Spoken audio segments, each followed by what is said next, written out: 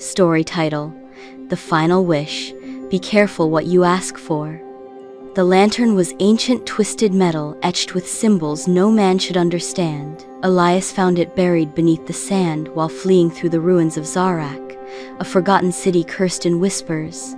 Desperation drove him to rub it. Hunger clawed at his ribs, and the bandits were only hours behind. With a hiss of black smoke and a scent like rotting roses, the genie emerged. "I grant you 3 wishes," it said, voice silky and cold. "But beware, magic balances itself in blood." Elias didn't care. His hands trembled as he whispered his first wish.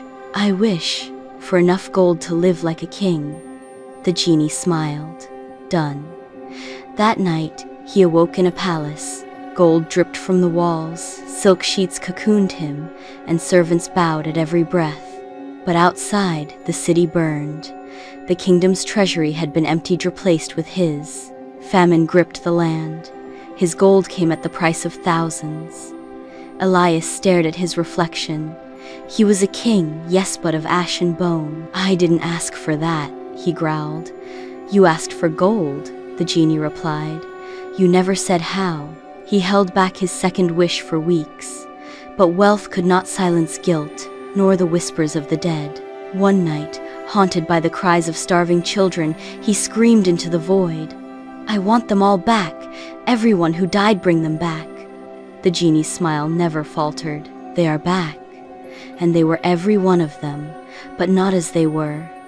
Rotting corpses roamed the streets, empty-eyed and whispering his name.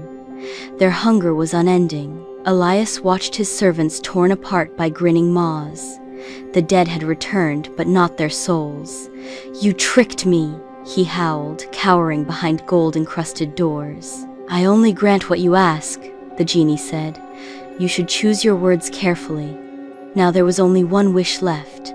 For weeks, Elias hid while the undead raged. He thought of ending it, but he was not ready to know yet. He had one more chance, one final wish. He studied books of ancient lore, scripts of forgotten languages, and tomes that drove men mad. Finally, he crafted the perfect wording. On the final night, he stood before the genie and said, "I wish that none of this had ever happened, that I had never found your lamp, that I had lived a quiet, simple life, far from here." The genie nodded. "So it shall be." There was a flash of darkness. Elias woke in a hut. His hands were calloused from honest labor. A fishing net lay by the door. The sea sang outside. He felt peace for the first time in years. But as he rose and stepped outside, a child ran up to him, breathless. "Papa, look what I found near the cliffs." It was an ancient lamp, half buried in the sand, etched with symbols no man should understand. The child grinned. "Can I rub it?" Elias screamed.